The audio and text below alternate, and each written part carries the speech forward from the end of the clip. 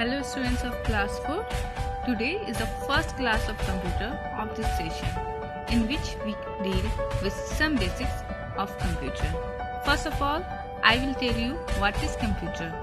Computer is an electronic machine that can store, find and arrange information, calculate amounts and control other machines. बच्चों, आप जानती हो computer क्या होता है? आज हम लोग कुछ बेसिक इंफॉर्मेशन पढ़ेंगे, जैसे डेटा स्टोरेज एंड इंफॉर्मेशन। आपके फर्स्ट चैप्टर है।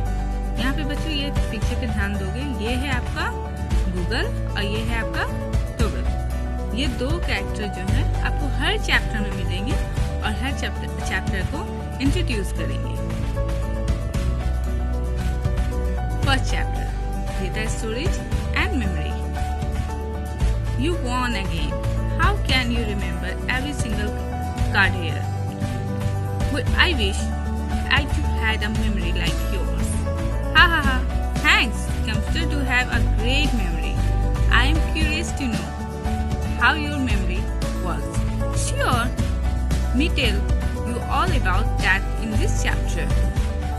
तुम फिर जीत गए। तुम इतना सब कुछ कैसे याद कर लेते हो?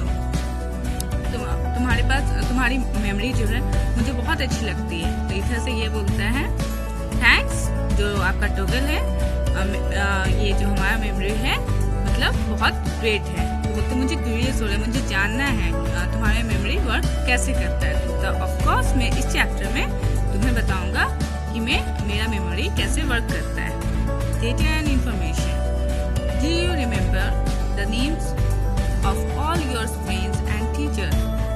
What you eat for dinner and what you will eat to fight is. You are able to remember all this information because of your brain. Your brain stores this information and helps you recall it whenever you need it.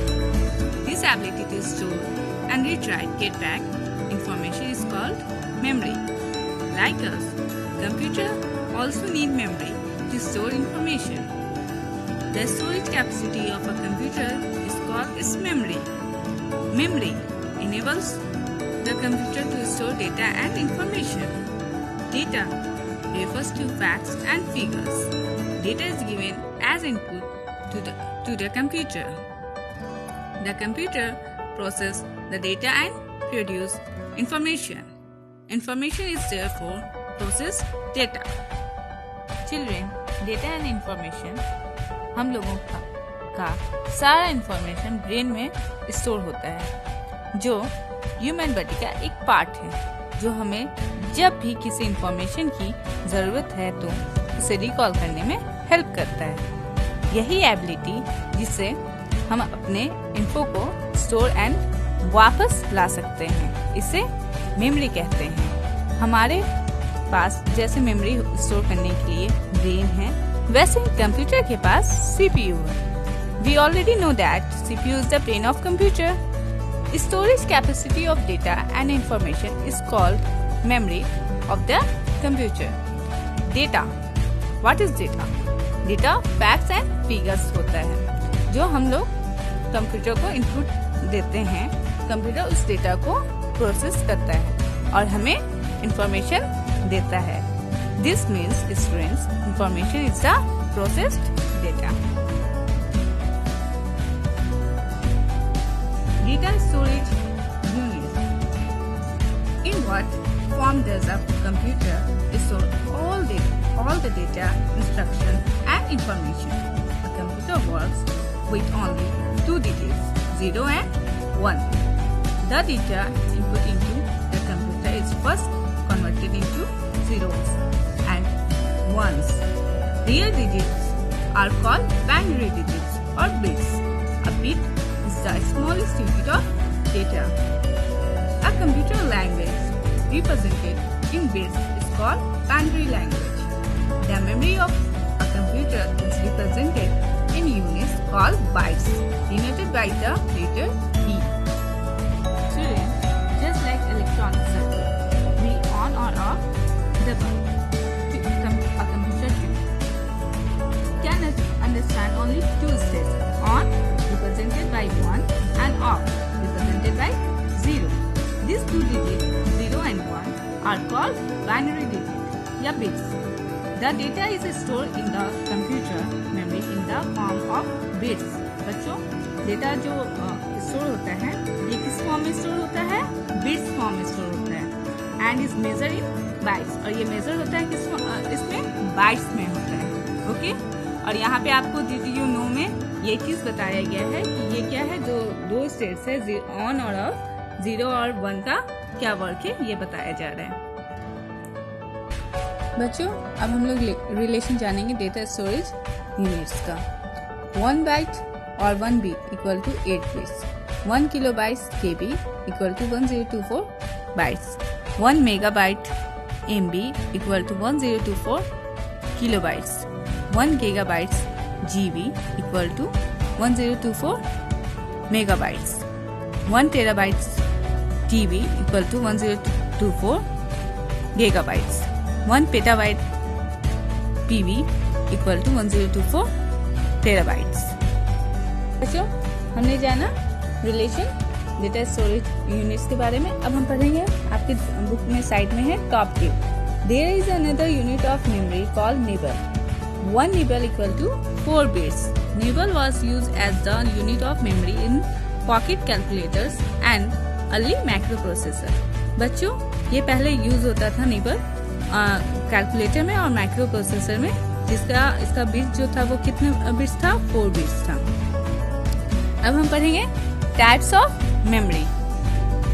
Computer memory is of 3 types: primary memory, read only memory and secondary memory. The classification of computer memory is shown on in figure 1.1।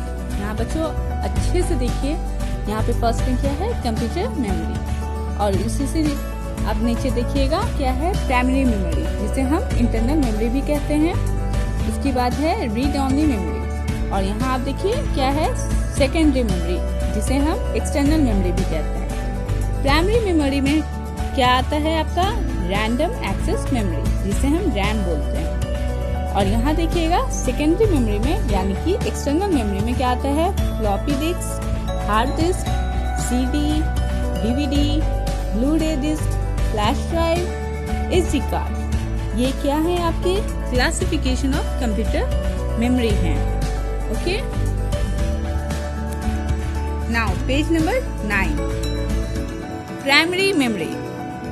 Primary memory is the main area in a computer where data, instruction and information are stored. Any storage location in this memory can be directly accessed by the Central Processing Unit (CPU).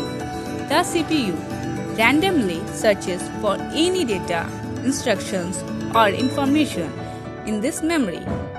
As the CPU can randomly access any storage location in this memory, it is also called random access memory (RAM).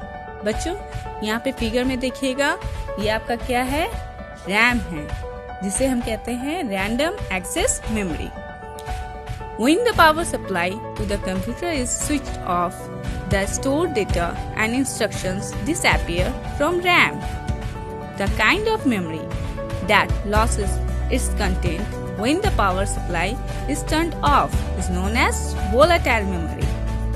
RAM is also called read-write memory, as we can read information from it as well as write store data or instructions on it. Primary memory की किसी भी storage location को CPU access कर सकता है, इसलिए इसे RAM कहते हैं, यानी रैंडम एक्सेस मेमोरी। और रैम क्या होता है? रैम बच्चों आपको यहाँ पे दिया गया है ना, ये वोलेटाइल मेमोरी होता है। वोलेटाइल मेमोरी मतलब अगर आप कंप्यूटर पे कुछ वर्क कर रहे हो, अगर उस बीच में आपका कंप्यूटर स्विच ऑफ हो जाता है, तो आप जो वर्क कर रहे हो वो हट जाएगा, मिट जाएगा।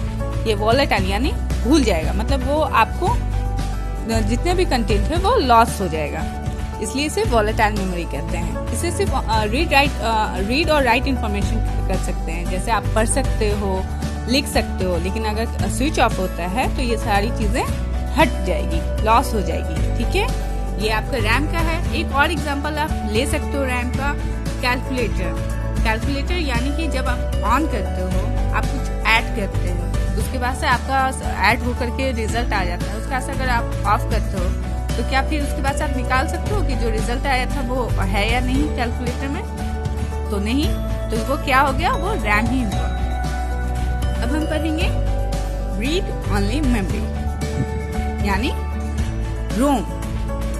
रीड ओनली मेमोरी फिगर में बच्चों आप देखिएगा 1.3 के फिगर में, ये क्या है, रोम है। ये सारी चीजें आप सीपीयू में के अंदर में देखोगे तो अवेलेबल होगा, ये चिप के तौर पे लगा हुआ होगा, ठीक है।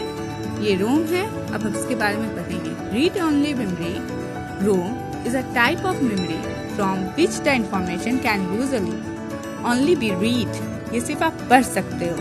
This is why it is known as read only memory. इसलिए इसे कहते हैं read only memory. ROM can also be directly accessed by the CPU. ये भी directly access हो जाता है CPU से।